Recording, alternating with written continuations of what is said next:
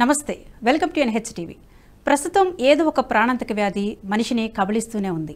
మొన్నటికి మొన్న కరోనా మానవాళికి పెనుసవాళ్ళుగా మారినప్పటికీ దాన్ని మనం దిగ్విజయంగా జయించాం. అయితే ఆ తర్వాత వచ్చిన స్వైన్ ఫ్లూ కానివ్వండి, ఇప్పుడు ప్రధానంగా కేరళ రాష్ట్రాన్ని భయభ్రాంతులకు గురి చేస్తుంది బ్రెయిన్ ఈటింగ్ అమీబా అనేది. అసలు ఈ బ్రెయిన్ ఈటింగ్ అమీబా ఎలా వస్తుంది, దీని లక్షణాలేంటి, ఎలా గుర్తించాలి, ఇవన్నీ మనం డాక్టర్ హనీష్ తెన్నేటి గారి ద్వారా అడిగి తెలుసుకుందాం. నమస్తే డాక్టర్. నమస్తే అండి. డాక్టర్ చెప్పండి, ఈ బ్రెయిన్ ఈటింగ్ అమీబా అనేది ఎలా వస్తుంది, ఎందుకు వస్తుంది? చాలా అంటే తక్కువ నెంబర్కి వచ్చినా కూడా చాలా డేంజరస్ కండిషన్ కాబట్టి మనం ఇంత ఆలోచిస్తున్నాం. యాక్చువల్లీ అమీబియాసిస్ లాంటివి, అమీబిక్ డిసెంట్రీస్ లాంటివి ఎప్పటి నుంచో ఉన్నదే. అమీబా అనేది మనకి ఏజ్ ఓల్డ్ గా తెలిసినప్పటికీ, బట్ ఈ బ్రెయిన్ ఈటింగ్ అమీబా ఒక స్పెషల్ ఫోకస్ ఎందుకు వచ్చిందంటే, ముక్కు ద్వారా బ్రెయిన్ లోకి వెళ్ళి అండ్ బ్రెయిన్ ఈటింగ్ లాగే ఆల్మోస్ట్ బ్రెయిన్ ని తినేసేటట్టుగానే మెదడు వాపు తీసుకొస్తుంది. అండ్ ఎలాంటి సిమ్టమ్స్ వస్తాయి, ఎలాంటి ప్రాబ్లమ్స్ వస్తాయి అంటే ఫిట్స్ రావడం కానీ, లేకపోతే హై ఫీవర్స్ రావడం, చచ్చిపోవడం కూడా జరుగుతూ ఉంటుంది. అందుకని ఇలా మనుషులు చనిపోతున్నారు అనే భయంతో మనం దీని గురించి బాగా ఆలోచించడం జరుగుతుంది. ఇంతకీ ఎలా వస్తుంది ఇది అంటే మాత్రం నోస్ ద్వారా కంటామినేటెడ్ వాటర్ నుంచి ముక్కు ద్వారా బ్రెయిన్ లోకి వెళ్లే ఛాన్స్ ఉంటుంది. కాబట్టి దీని గురించి మనం ఇంతగా ఆలోచిస్తున్నాం. సో ఇది కేరళలో ఈ మధ్య ఎక్కువ చూస్తున్నాం కాబట్టి ఇది స్ప్రెడ్ అవుతుందేమో, ఇది ఎవరికైనా వస్తుందేమో అనేటట్టుగా. ఇందులో ఒక స్పెషల్ పాయింట్, మనం స్టార్ట్ చేసే ముందే ఈ స్పెషల్ పాయింట్ చెప్తున్నాను. ఇది 14 years దాటిన పిల్లల తర్వాత నుంచి యంగ్స్టర్స్ లో బాగా వస్తుంది. అది ఇంకా మనుషుల్ని భయభ్రాంతులకు గురి చేస్తుంది. సో అందుకని ఇది స్పెషల్ ఇంట్రెస్ట్ తీసుకుందనమాట. సో ఫీవర్ రావడము, సడన్ గా తలనొప్పి రావడము, ముక్కు ద్వారా ఏదైనా బ్రెయిన్ లోకి వెళ్తే మెదడు వాపు వచ్చినప్పుడు ఎలా అయితే నెక్ స్టిఫ్ అయిపోతుందో అలాంటి సిమ్టమ్స్ ద్వారా దీన్ని తెలుసుకోవచ్చు అనమాట, వస్తుంది వచ్చిండొచ్చు అని. ఎందుకంటే చాలా మెనింజైటిస్ అలా వస్తాయి. ఇది కూడా ఇప్పుడు డిఫరెన్షియల్ డయాగ్నోస్ లో యాడ్ చేస్తున్నారు. అంటే చిన్నప్పుడు బుక్స్లో, బయాలజీ బుక్స్లో చదువుకున్నాము అమీబా దానికి ఒక రూపం అంటూ ఉండదని. ఇప్పుడు ఆ అమీబా ఇప్పుడు ప్రాణాంతక వ్యాధిగా మారిన అమీబా ఒకటే అంటారా? అమీబియాసిస్ లో డిఫరెంట్ టైప్స్ ఆఫ్ అమీబియాస్ ఉంటాయి. అందులో ఇది స్పెషల్ గా నెగ్లీరియాసిస్ అని కూడా అంటుంటారు దీన్ని. ఇలాంటి నెగ్లీరియా ఫౌలరీకి చెందిన బ్యాక్టీరియా సేమ్ వీటన్నిటికీ షేప్ ఉండదు, ఒకే న్యూక్లియస్ ఉంటుంది, వెళుతూ ఉంటుంది, అది ట్రావెల్ చేస్తూనే ఉంటుంది. సో ఇది ఆ అమీబా ఈ అమీబా ఒకటే, ఇదంతా ఒకటే ఫ్యామిలీకి చెందింది. అంటే ఈ వ్యాధి వస్తే మనం ఎలా గుర్తించాలి ఈ లక్షణాలని? ఫస్ట్ అండి, ఇది ముక్కు ద్వారా లోపలికి వెళ్ళాక 15 రోజులు తెలియదు. సో ఇంక్యుబేషన్ పీరియడే దీనికి 15 రోజులు. సో మనం లాస్ట్ ఎప్పుడో 15 days బ్యాక్ ఏదైనా స్విమ్మింగ్ పూల్ లోకి వెళ్ళారు, లేదా కంటామినేటెడ్ వాటర్ నోస్ లోకి వెళ్ళాయి, పట్టించుకోలేదు. తర్వాత ఒక 15 రోజుల తర్వాత ఈ సిమ్టమ్స్ రావడం స్టార్ట్ అవుతాయి. అది హై ఫీవర్ ఉంటుంది. తర్వాత మనకి అసలు అన్బేరబుల్ హెడేక్ వస్తుంది అన్నమాట. దీంతో మనకి డౌట్ రావాలి, హై ఫీవర్ ఉండి అన్బేరబుల్ హెడేక్ ఉంది అంటే something related to the nervous system ఉంటుంది అనేది ఒకటి అనుమానపడాలి. సో డాక్టర్ దగ్గరికి జనరల్ గా వస్తే ఏంటంటే వీటికి మెనింజైటిస్ అని వాటికి ట్రీట్మెంట్ చేయడం స్టార్ట్ చేస్తారు. కానీ ఇప్పుడు స్పెసిఫిక్ గా ఇలా హెడేక్ తో గానీ, సివియర్ హెడేక్, తర్వాత నెక్ స్టిఫ్ అయిపోవడము, ఫీవర్ రావడము, అండ్ రీసెంట్ గా ఈ మధ్య ముక్కు ద్వారా నీళ్లు లోపలికి వెళ్ళాయి, లేకపోతే స్విమ్మింగ్ పూల్లో మేము స్విమ్మింగ్ చేసాము, చిన్న చిన్న నదులు, ఇలా మనకి చిన్న చిన్న వాటర్ పాండ్స్ ఉంటాయి కదా, అందులో స్నానాలు చేసాము అని చెప్పిన వాళ్ళతో ఇలాంటివి కంపల్సరీగా మేము డౌట్ పడుతుంటాం. So high fever, neck stiff అయిపోవడము, తర్వాత వామిటింగ్స్ రావడము, తర్వాత కొంతమందిలో ఫిట్స్ రావడము, కోమాలోకి వెళ్ళడము, లేకపోతే అన్కాన్షియస్ అయిపోవడము, ఇలాంటివన్నీ కూడా చూస్తుంటాం. సో స్పెసిఫిక్ అని ఉండదు. కాకపోతే ఇనీషియల్ ఫేజ్ లో అంటే ప్రైమరీ మెనింజైటిస్ వచ్చినప్పుడు, ప్రైమరీ అమీబిక్ మెనింజైటిస్ అంటాం, PAM అంటాం. అలా గనక ఉంది అంటే, ప్రైమరీ అమీబిక్ ఉంటే మాత్రం ఫీవర్ ఒకటి, కన్ఫ్యూజన్ ఒకటి, హాలూసినేషన్స్ ఇమాజిన్ చేసుకోవడం ఒకటి, అండ్ నెక్ స్టిఫ్నెస్ ఒకటి, ఇలాంటివి స్టార్టింగ్ లో చూస్తాం. తర్వాత స్లోగా అది బ్రెయిన్ లో ఏ పార్ట్ లో అయితే నీరు చేరిపోతుందో, మెనింజైటిస్ ఆర్ ఎడిమా వచ్చేస్తుందో, ఆ ఏరియాకి సంబంధించిన ఆర్గన్స్ పాడైపోతుంటాయి. అంటే కాలు చేయి పడిపోవడము, ఫిట్స్ రావడము అలాంటివి వస్తుంటాయి. సో ఇవన్నీ కూడా పార్ట్ ఆఫ్ ద సిమ్టమ్స్. దాన్ని బట్టి మనం మందులు ఇచ్చినా తగ్గట్లేదు ఏంటి అని టెస్ట్ చేస్తే ఇలాంటివి బయటపడుతున్నాయి. సో నెగ్లీరియా లాంటివి, అమీబియాసిస్ లాంటివి వస్తున్నాయి అంటే మనం దానికి ఇవి కూడా యాడ్ చేసి చెక్ చేసుకోవాల్సిన పరిస్థితి ఇప్పుడు వస్తుంది. సో జనరల్ గా ఇవి సిమ్టమ్స్ కనిపిస్తుంటాయి. అంటే మీరు చెప్పిన దాన్ని బట్టి చూస్తే ప్రధానంగా నీటి ద్వారా ఈ వ్యాధి సంక్రమించే అవకాశం ఉన్నట్లుగా కనిపిస్తుంది. అబ్సల్యూట్లీ. ఓన్లీ త్రూ నోస్ ద్వారానే, మళ్ళీ నోట్లో నుంచి కూడా చెప్పట్లేదు ఈ మధ్య, ఓన్లీ నోస్ ద్వారా, నోస్ లో ఉండే ఆ థిన్ పొర ద్వారా బ్రెయిన్ కి వెళ్ళే ఆప్టిక్ నర్వ్ అంటాం. ఆ ఆప్టిక్ నర్వ్ ద్వారా వెళ్ళే ఆల్ఫాక్టరీ నర్వ్ అంటాం. ఆ ఆల్ఫాక్టరీ నర్వ్ ద్వారా వెళ్ళే ఛాన్స్ ఎక్కువగా ఉందని, దాని వల్లే వస్తోందని ప్రస్తుతానికి మనకు తెలిసిన ఇన్ఫర్మేషన్. సో ఇది ఇంకా సబ్స్టాన్షియల్ గా, ఎవిడెన్స్ బేస్డ్ గా మనకి ఇంకా పూర్తిగా అవగాహన రాకపోయినా, అంటే ఎందుకు ఆ వయసులోనే పిల్లలకు వస్తోంది, ఎందుకు ఆ నీటి ద్వారానే వస్తోంది అన్నది ఇంకా తెలియకపోయినా, బట్ ఈ అమీబా అలాంటి వాటర్ లో ఉంటుందని, మన చిన్న చిన్న పాండ్స్ లాంటివి, లేక్స్ లాంటివి ఉంటే ఎక్కడైతే ప్రవహించని వాటర్ ఉంటూ గోరువెచ్చని వాటర్ ఉండి స్టేబుల్ గా ఉండిపోయే వాటర్ కింద నాచు లాగా ఫామ్ అయిపోయే దాంట్లో అలా ఏళ్ల తరబడి ఉండి కొంచెం సమ్మర్ టైంలోకి వచ్చేసరికి పైకొచ్చి అది ముక్కు ద్వారా, ఆ నీళ్ల ద్వారానే ఇన్ఫెక్ట్ అయ్యి ముక్కు ద్వారానే బ్రెయిన్ కి వెళ్తుంది. అలాగే బ్రెయిన్ మెనింజైటిస్ కండిషన్ వస్తుంది. సో అందుకని దీని నీళ్ల ద్వారానే వస్తుందని నిర్ధారణకు వచ్చారు. ఈ నీళ్లు కూడా కొంచెం గోరువెచ్చని నీళ్లే, మరీ చల్లగా ఉన్న చోట రావట్లేదు, తర్వాత సాల్ట్ వాటర్ అంటే సముద్రపు స్నానం చేసిన చోట రావట్లేదు. ఓన్లీ ఇలాంటి కొలను కూడా చెప్పలేము, అక్కడే నీళ్లు ఉండిపోతాయి చూసారా, చిన్న చిన్న పాండ్స్ లాంటివి, అలాంటి నిలవ ఉన్న నీళ్లలో స్నానాలు చేసిన వాళ్ళకి, ముక్కు ద్వారా వెళ్ళిన వాళ్ళకి వస్తుంది. అందులోనూ ఆ ఏరియాలో అమీబియా ఉంది, అక్కడ అమీబా ఉంది అని తేలిందంటే మాత్రం కంపల్సరీగా అందులోకి వెళ్ళకపోవడం మంచిది. ఒక్కసారి లోపలికి ఎంట్రీ అయితే దీన్ని పట్టుకునే మందులు కూడా మన దగ్గర ఇంకా లేవు. సో అందుకని జాగ్రత్త పడడమే ప్రివెన్షన్. లక్కీయెస్ట్ థింగ్ ఏంటంటే ఇది ఒకళ్ళ నుంచి ఒకరికి స్ప్రెడ్ కాదు అంతవరకు మనం.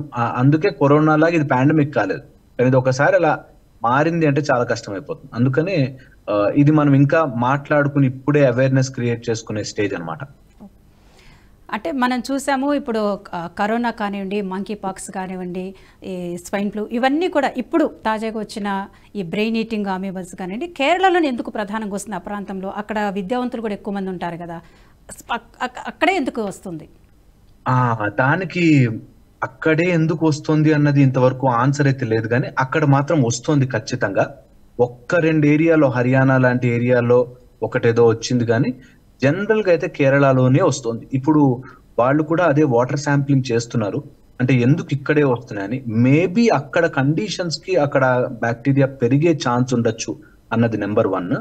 2, అక్కడ మోర్ వాటర్ రిసోర్సెస్ ఉన్నాయి.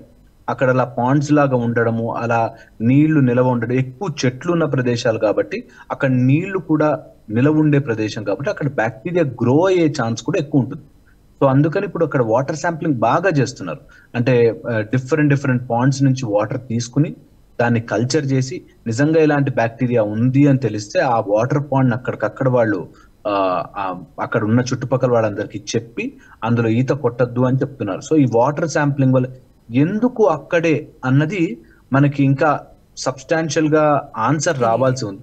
బట్ నాకు తెలిసి మా స్టడీస్ ప్రకారం తెలిసింది ఏంటంటే అక్కడ నీళ్లు, అక్కడ వాతావరణం గోరువెచ్చగా ఉండి కిందకి డీప్ గా ఇలా వి షేప్ లో కొలను లోపలికి ఉంటాయి. అలా లోపలికి ఉండడంతో ఏంటంటే పైన మూమెంట్ లేకుండా ఉండి కింద డిపాజిట్ అవ్వడం వల్ల ఆ బ్యాక్టీరియా ఉండిపోవడానికి, ఆ అమీబా లోపల ఉండిపోవడానికి, ఎక్కువ రోజులు లోపల ఉండిపోవడానికి, దాక్కుని ఉండడానికి ఛాన్సెస్ ఎక్కువగా ఉన్నాయి. సో అందుకని ఇవి ఎక్కువ ఐడియాలో చూస్తున్నాం మేము. ఇక్కడ మన దగ్గర అంటే ఇంకా పాండ్స్, లేక్స్ మిగలలేదు, మొత్తం పూర్తి చేశారు. కానీ జనరల్ గా కేరళ లాంటి చెట్లు ఉన్న ప్రాంతాలు, బాగా అడవి లాగా దట్టంగా ఉన్న ప్రాంతాల్లో ఇలాంటి అమీబాలు పెరిగే ఛాన్సెస్ ఎక్కువగా ఉంటాయి. ఇక్కడ సర్ప్రైజింగ్లీ మనకి స్విమ్మింగ్ పూల్స్ లో, లేకపోతే ఇక్కడ ఉండే మనకి ఈ చిన్న చిన్న రూఫ్ టాప్ స్విమ్మింగ్ పూల్స్ అలాంటి వాటిల్లో ఇంతవరకు ఇలాంటివి రాలేదు కాబట్టి బ్రతికిపోయాం. లేకపోతే అలాంటి వాటర్ లో వచ్చి కంటామినేట్ అయి వచ్చింది అంటే it will be very very difficult for everyone. So అందుకని కేరళలో అలాంటి డీప్ వాటర్ ఉండి వామ్ వాటర్ ఉంది కాబట్టి వచ్చిందేమో అని అనుమానం. అంటే మనం చూసాం డాక్టర్, రీసెంట్గా 4 చనిపోయారు ఈ వ్యాధి బారిన పడి. ఈ రోజు ఒక బాలుడు కూడా మరణించాడు. అక్కడ ప్రభుత్వం ఏదన్నా ప్రత్యేక విభాగాన్ని ఏమైనా ఏర్పాటు చేసిందా? అంటే అక్కడ మెడికల్ డిపార్ట్మెంట్ చాలా యాక్టివ్ గా పనిచేస్తుంది. And one of the important things ఏంటంటే అక్కడ పెథాలజిస్టులు కానీ మైక్రోబయాలజిస్టులు కానీ they are on tremendous duty చేస్తున్నారు. ప్రాబ్లం అంతా ఎక్కడ వస్తుందంటే ఇది ఆ ఏజ్ వాళ్ళకి ఎందుకు వస్తుంది, ఒకవేళ వచ్చినా కూడా వాళ్ళు ఈ బ్యాక్టీరియా వల్ల చనిపోతున్నారు అన్నది ఐడెంటిఫై చేసే లోపలే చనిపోతున్నారు. సో మనకి లిమిటెడ్ టైం పీరియడ్ ఉంటుంది, వాళ్ళు రిపోర్టింగ్ కూడా తక్కువ ఉంటుంది. ఏం కాదులే, జ్వరమే కదా తగ్గిపోతుంది, ఏం కాదులే ఇది ఇలాగే ఉంటుంది, కొన్ని రోజుల్లో తగ్గిపోతుందని నెగ్లెక్ట్ చేయడం వల్ల తొందరగా డెత్ అయ్యే ఛాన్సెస్ కూడా ఎక్కువ ఉంటాయి. అందుకని కరెక్ట్ గా శాంప్లింగ్ చేయలేకపోతున్నారు, బికాస్ నెంబర్ తక్కువ. ఒకసారి స్విమ్మింగ్ చేశారు, లేకపోతే ఏదైనా ముక్కులో నీళ్ళ ద్వారా ఏదో క్లీన్ చేసుకుంటున్నారు, ఆల్రెడీ అమీబిక్ ఇన్ఫెక్షన్ ఉన్న వాటర్ నే వాళ్ళు ముక్కులో పోసుకున్నారు, అది టక్కమని మ్యూకోసాకు అంటుకుంటుంది, మ్యూకోసా పైకి తీసుకెళ్లిపోతుంది. ఒకవేళ అలా తీసుకెళ్లిపోతే మనకి వాళ్ళు ఫీవర్ వచ్చింది, మందులు వాడేశారు, లోకల్ గా ఏదో టాబ్లెట్లు కొనేసుకున్నారు, ఒక లోకల్ డాక్టర్ చూశాడు, అంతగా అనుమానం రాలే, జ్వరమే కదండి తగ్గుతుంది అనుకున్నారు, అది రిపోర్ట్ అయ్యేసరికి టైం పడుతుంది.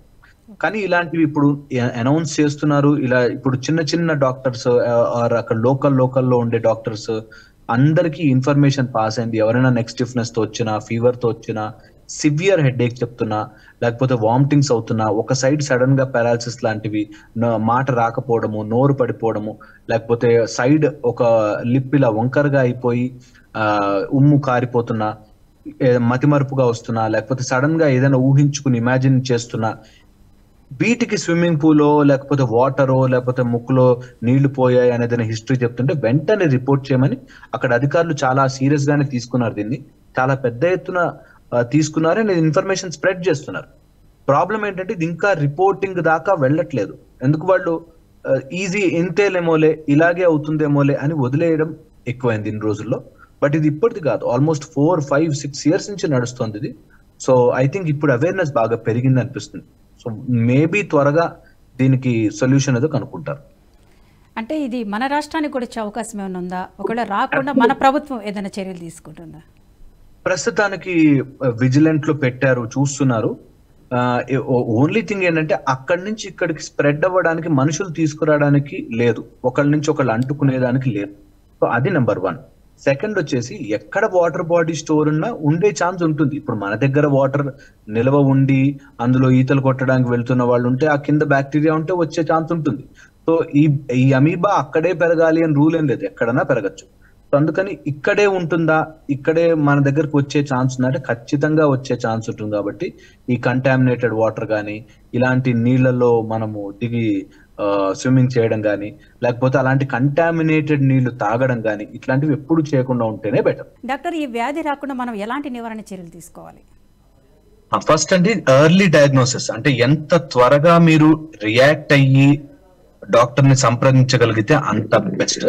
So first is early intervention, ఎంత త్వరగా మీరు డాక్టర్ దగ్గరికి వెళ్ళగలిగితే అంత త్వరగా వెళ్ళడం. 2, నిర్ధారణ చేసుకోవడానికి వీటికి ఎంఆర్ఐలు, సిటీ స్కాన్లు, బ్లడ్ రిపోర్ట్లు తెలియదు.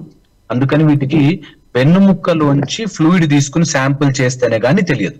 సో ఒకవేళ ఎక్స్పీరియన్స్డ్ డాక్టర్ ఉంటే ఆ డాక్టర్ మిమ్మల్ని చూసి ఎన్ని మందులు ఇస్తున్నా ట్రీట్ కావట్లేదు అని అనుకుంటే మాత్రం ఖచ్చితంగా సిఎస్ఎఫ్ ఫ్లూయిడ్ టెస్ట్ అని చేస్తారు. ఆ సిఎస్ఎఫ్ ఫ్లూయిడ్ లోనే, అంటే వెన్నుముక్కలోంచి తీసిన ఫ్లూయిడ్ లోనే దీని ఒరిజినల్ డయాగ్నోసిస్, ప్రాపర్ డయాగ్నోసిస్ తేలుతుంది. అండ్ దీనికి ట్రీట్మెంట్ పూర్తిగా ఎస్టాబ్లిష్డ్ ట్రీట్మెంట్ లేదు. కాబట్టి ఎంత త్వరగా అయితే అంత త్వరగా ఈ 4 అలార్మింగ్ ఫీచర్స్ ఉంటే మాత్రం వెంటనే వెళ్ళాలి. నెక్ స్టిఫ్ అయిపోవడం, హై ఫీవర్, సివియర్ హెడేక్, ఇంకేదైనా అసోసియేటెడ్ న్యూరల్ ప్రాబ్లం అంటే పారాలసిస్ కానీ, ఊహాగానాలు, హాలుసినేషన్స్ కానీ, కన్ఫ్యూజన్ కానీ, కళ్ళు తిరిగి పడిపోవడం, అలాంటివి గనక జరిగితే కంపల్సరీగా వెళ్ళండి.